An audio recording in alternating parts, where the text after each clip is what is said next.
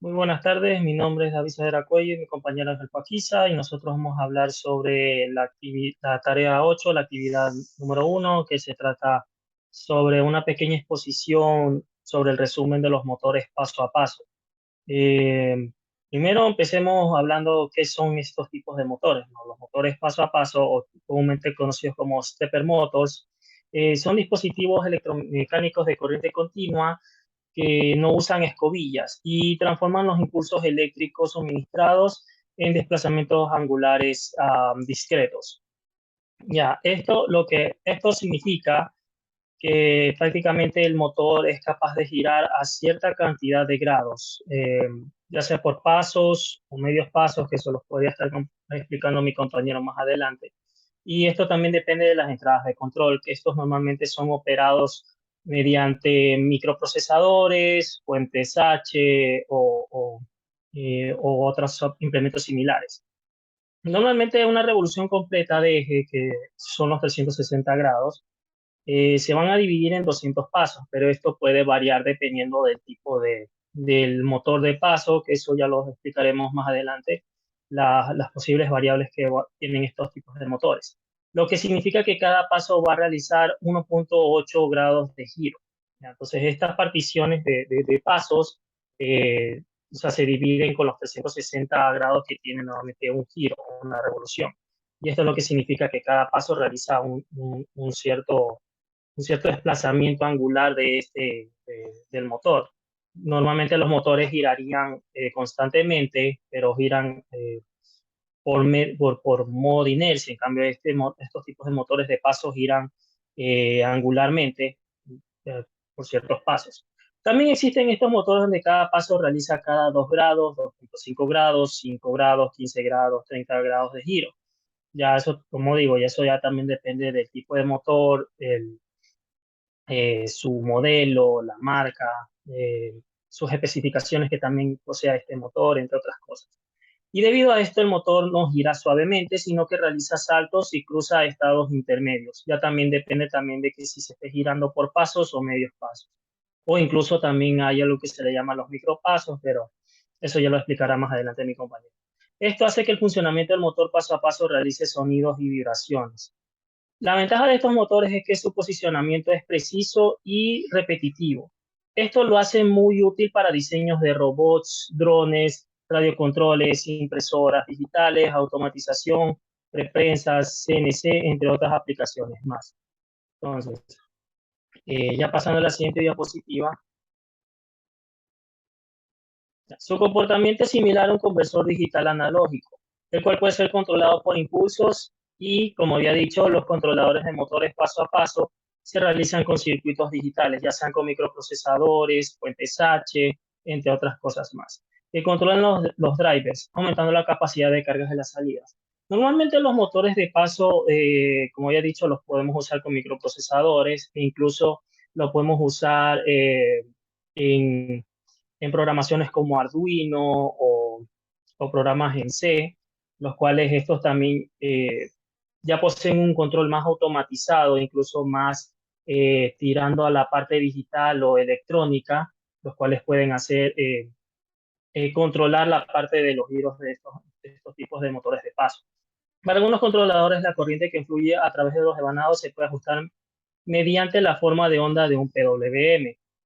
Mientras que la dirección de rotación y el control de los pasos o saltos se realizan mediante ondas cuadradas, pero para ser específico con estos motores y controladores es necesario consultar sus fichas de catálogo.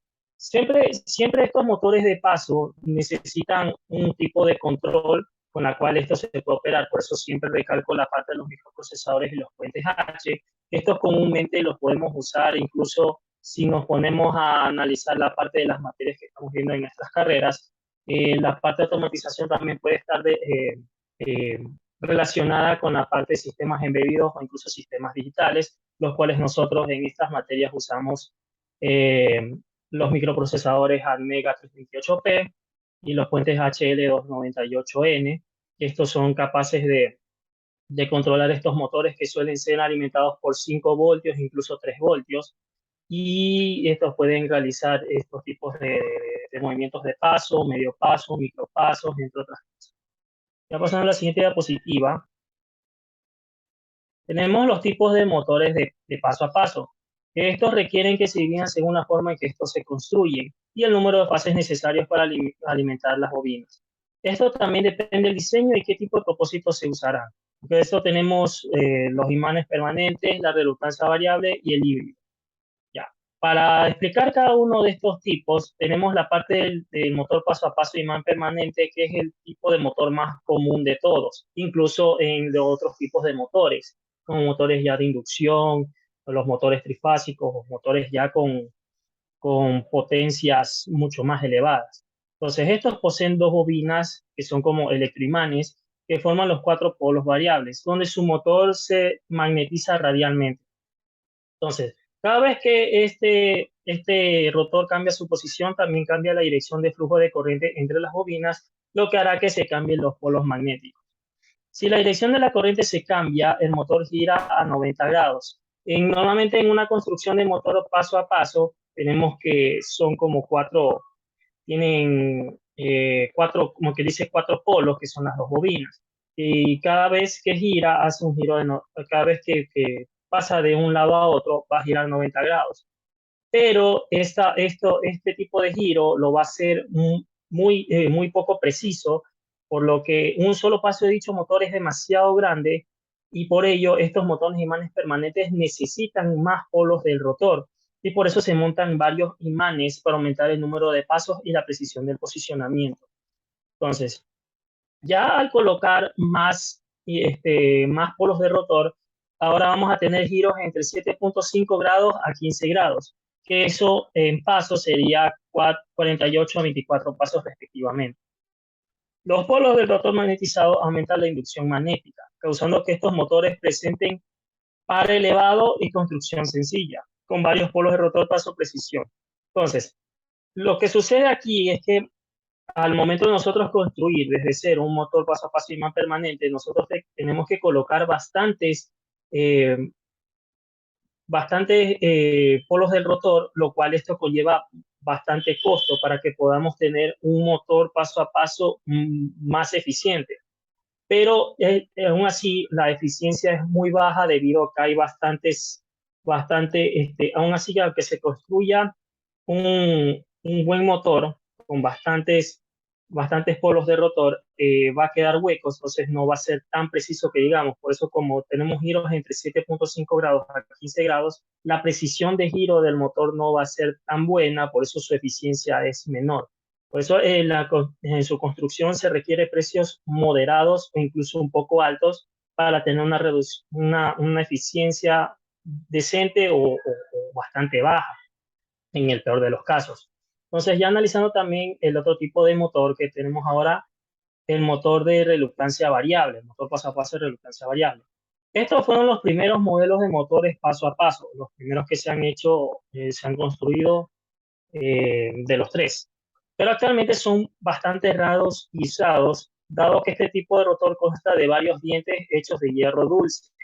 Cuando las bobinas del estator son alimentadas por una corriente continua, el diente rotor es atraído por el campo magnético y mediante conmutación secuencial, este rotor gira en el ángulo determinado por la estructura del motor. Este tipo de motor se caracteriza por su construcción simple y fácil control, pero tiene baja eficiencia y bajo par. Ya. Y ahora, explicando la última parte de los tipos de motor, tenemos el motor paso a paso híbrido, que este tipo de motor es el que más se usa actualmente en la industria debido a que su eficiencia es demasiado alta, ya que este realiza giros entre 0.9 grados a 3.6 grados, lo que supone tramos de giro mucho más pequeños que lo que era comúnmente los motores de imán permanente. Estos constituyen pasos de entre 400 a 100 respectivamente. Ya, estos motores tienen un par o par de retención mayor que los otros tipos de motores anteriormente explicados y alcanzan velocidades elevadas debido a su par que también es elevado. Su rotor se compone de imanes permanentes, pero esos ya no se montan radialmente, sino axialmente. Es por esa razón que ya tampoco no se necesita construir se necesita tantos polos en el rotor, sino que ya se hace otro tipo de configuración para que ya se magneticen axialmente y esto ya aumenta bastante la eficiencia y reduce los costos de su construcción. Su rotor consta de dos anillos diferentemente magnetizados colocados en el eje del motor y cada anillo tiene herraduras que forman los dientes del rotor. Aquí mismo también está explicando que nosotros usamos la parte de tipo de motor que el anterior, que nosotros somos el motor de reluctancia variable. O sea, estamos mezclando la parte del motor de imanes permanentes y el motor de reluctancia variable. Estamos usando la parte de los imanes permanentes, que vienen a ser los polos magnetizados, y la parte de los anillos magnetizados. Entonces, ya he explicado los tres tipos de motores, ahora nos vamos a la parte de polaridades de motores. Esto más que nada se usa con la parte de los motores híbridos y los motores de imán permanente, que estos se constituyen por el tipo de vanado que emplean en su construcción, que son de dos fases, los cuales se dividen en motores bipolares y motores unipolares. Entonces, viendo las dos imágenes, tenemos diferente tipo de conexionado. Por ejemplo, en el primero tenemos el motor bipolar. Este constituye de menos cableado, solo estamos usando cuatro cables que se van conectando a los cuatro polos que comúnmente se usan en los imanes permanentes. O sea, cogemos el ejemplo, un motor de imán permanente que es el más común de todos. O bueno, el que más común se usaba tanto en el pasado como en la actualidad. ¿Ya? Entonces tenemos los cuatro polos y también tenemos los cuatro cables. Cada uno se va conectando a distintos polos y bueno, se está usando cuatro cables. En cambio, el unipolar usa seis, de los cuales dos se conectan a un punto neutro. Entonces ya vamos a explicar la diferencia entre los motores bipolares y los motores unipolares. Ya, viendo por los motores bipolares, tenemos que estos motores funcionan con dos polaridades y utilizan cuatro cables de conexión, lo que lo hace más difícil de controlar porque tenemos que sincronizar la dirección de flujo de corriente a través de la bobina y deben de estar conectados de tal forma que se pueda transferir energía desde el final de una bobina al principio de la otra para generar el movimiento. Y si se invierte la secuencia de alimentación, se logrará una inversión de giro. ¿A qué vamos con esto? Al tener dos tipos de alimentación, que bueno, también nosotros tenemos que sincronizarlas de tal forma en que cada vez que haya una transición de polos, eh, tiene que reducirse una para aumentar otra. Y al tener dos tipos de alimentación, nosotros vamos a tener mayor torque que los motores alimentados unipolarmente. Entonces, normalmente estos motores bipolares se recomienda usar un puente H como un L298N o un L293D si se opera a bajas corrientes en este segundo, para controlar una bobina a la vez. Aparte de estos puentes H, también necesitamos usar los microprocesadores que los comúnmente se usan son los Almega 328P. Eso ya también depende de algún tipo de otro microprocesador, ya sea de Arduino o de otro tipo, para que también opere con el puente H y así lograr un mejor control de estos motores paso a paso de la forma bipolar. Ahora, ya yendo por último a la parte de los motores unipolares, vamos a tener que estos motores unipolares son un poco más flexibles en el momento de operar, ya que estos motores funcionan con una sola polaridad, pero utilizan de 5 a 6 cables de conexiones. Y debido a que tienen una dirección de flujo solamente, estos son más fáciles de usar. O sea, ya no tenemos que sincronizar el, el, los cambios de polos porque solamente se están operando en una sola dirección. Entonces, el giro del rotor de estos motores va a ser, como quien dice, más sencillo, más fácil de operar, pero al solamente tener una sola dirección de polo, eh, su torque va a ser menor que los motores bipolares. Bueno, tenemos uno o dos cables comunes a la fuente de alimentación y las otras líneas se van conectando a tierra en un orden específico para generar cada paso. Y también, si se invierte la secuencia del orden, se conseguirá una inversión de giro de motor. Ahora, la particularidad de estos motores unipolares es que si nosotros nos podemos fijar solamente en los dos en los dos cables comunes o los dos cables común de la fuente de alimentación, o uno o dos cables. Si nosotros esos dos cables comunes se desconectan y se los deja al aire, podemos cambiar de motor unipolar a motor bipolar.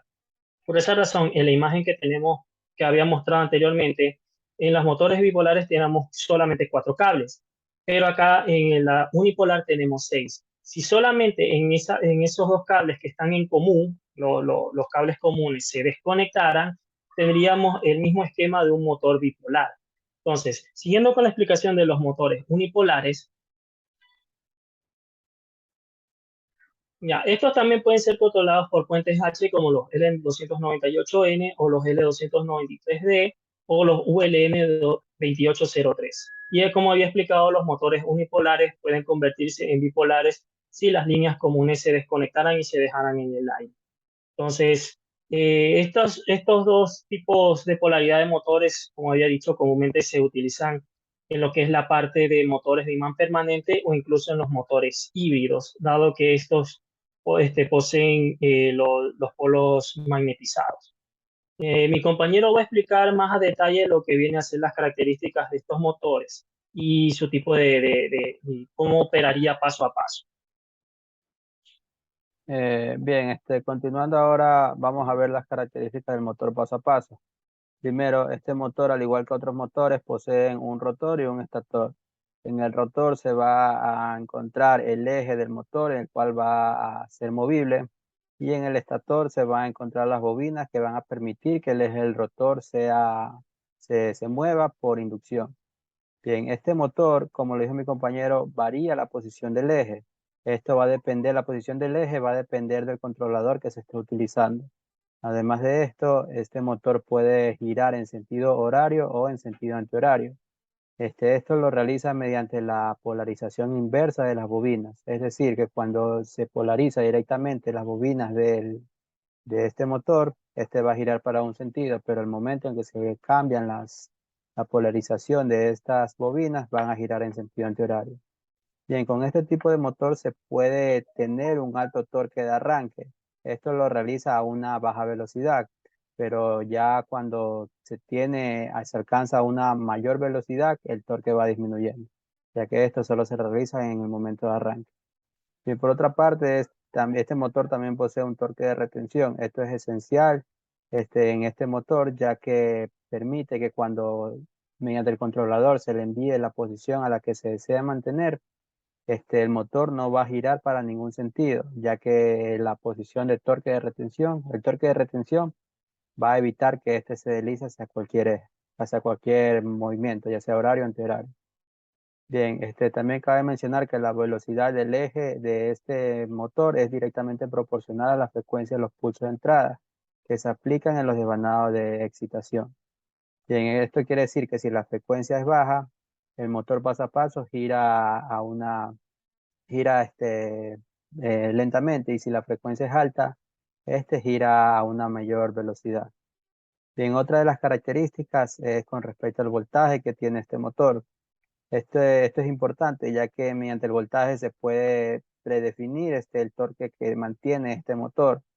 También algunas veces se aumenta el voltaje para tener un torque de arranque mayor, pero esto reduce la vida útil de este motor, ya que al tener un alto voltaje va a aumentar un poco más la corriente y por lo tanto las bobinas a calentar se van a calentar un poco más de lo que se espera. Por otra parte, se tiene la resistencia eléctrica. Este dato determina la corriente máxima a la que puede soportar las bobinas de este motor. Y otra característica importante son los grados por paso que definen las posiciones a las cuales puede girar el motor. Ok. Bien, por otra parte, también tenemos el cableado de estos motores. Como lo explicó mi compañero, existen dos tipos de cableados, que son los bipolares y los unipolares.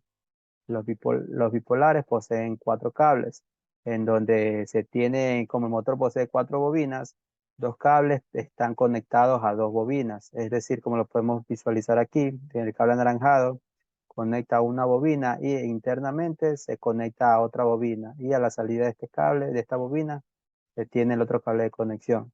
Asimismo se tiene para los otros dos cables restantes que conectan a las otras dos bobinas restantes. Bien, en el cableado unipolar, este posee seis cables para la conexión del motor.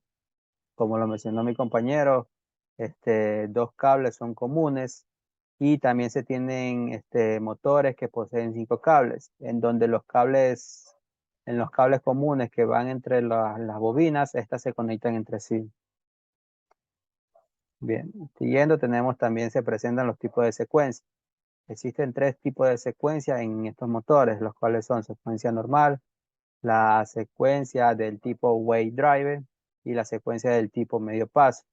Bien, en la secuencia normal en esta secuencia el motor avanza un paso por paso, un paso a paso.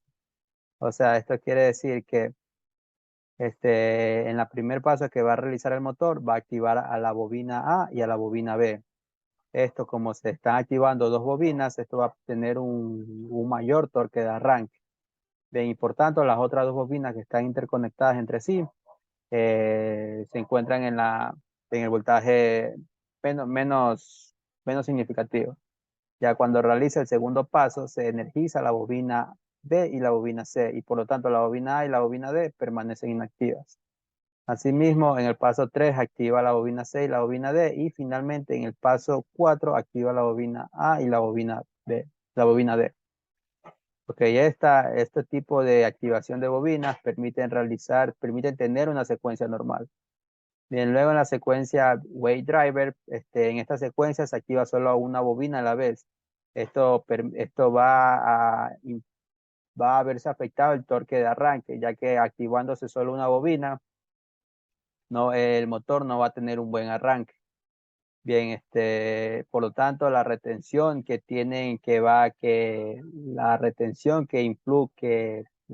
influye en las bobinas va a verse disminuida. A diferencia de cuando se tiene en la secuencia normal, en donde se activan dos bobinas y por lo tanto la retención aumenta. Ok, en la última secuencia se tiene el medio paso. En esta secuencia se activan una bobina a la vez y luego se activan dos bobinas. En el tercer paso se activa una bobina, en la cuarta dos bobinas y así sucesivamente hasta completar los pasos que se requieran. A diferencia de los otros pasos, en esta secuencia se tiene que los pasos que se realizaron en la secuencia normal, la secuencia wave driver, se tiene el doble de la secuencia, ya que esta secuencia de medio paso utiliza la secuencia tanto normal y la secuencia de wave driver. Ok, finalmente tenemos el funcionamiento del motor paso a paso. Ok, en este caso se presenta un motor paso a paso bipolar, en donde inicialmente se va a ir visualizando las figuras de izquierda a derecha y de abajo hacia arriba. Ok, en la primera figura podemos visualizar que se tiene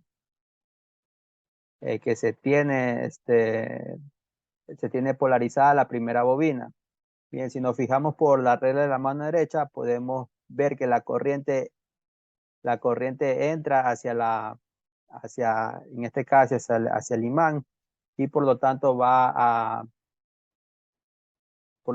a generar una polaridad positiva en la parte de arriba y negativa en la parte de abajo. Y esto va a influir en el que el eje que está imantado se coloque, en este caso, en la tracción de la polaridad que se tiene en el imán. Y por lo tanto también vemos que en el imán B la bobina no está activada. Que luego se tiene la segunda figura en donde se activan ambas bobinas. Y por lo tanto en la bobina A, en la parte superior se tiene el polo sur y en la parte inferior se tiene el polo norte.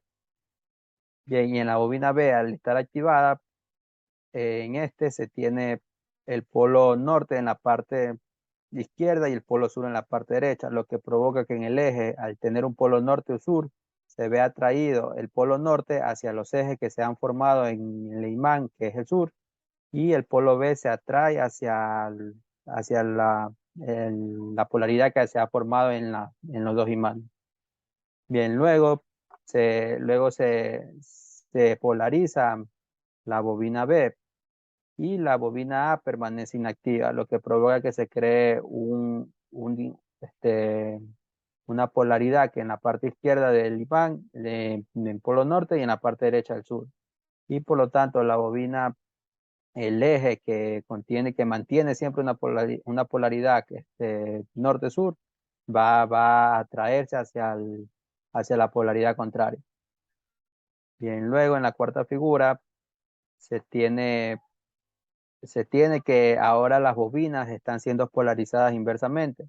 Por lo tanto, en la parte superior del imán A, se tiene el polo norte y en la parte inferior del imán A se tiene el polo sur. Como podemos diferenciarlos acá, que al momento de, de cambiar la polaridad, cambiar la polaridad de las bobinas, se cambia la polaridad del eje, del imán. Ok, y esto va a permitir que el imán siga girando en sentido horario. Ok, asimismo en la figura 5, ahora se activa solo la bobina A y la bobina B se mantiene inactiva, lo cual el eje del motor va a sentirse atraído hacia el polo norte y hacia el polo sur. Ok, luego en la sexta figura, se tienen que ahora se invierte sí, que se tiene se ha activado la bobina A y la bobina B y por lo tanto el eje del motor se ha visto atraído hacia los polos contrarios. Y así sucesivamente hasta que el eje del motor haya realizado un giro completo. En este caso, este motor ha sido de medio paso, esta ilustración ha sido de medio paso y con una conexión bipolar. Ok, esto ha sido todo para este pequeño resumen del motor paso a paso. Muchas gracias.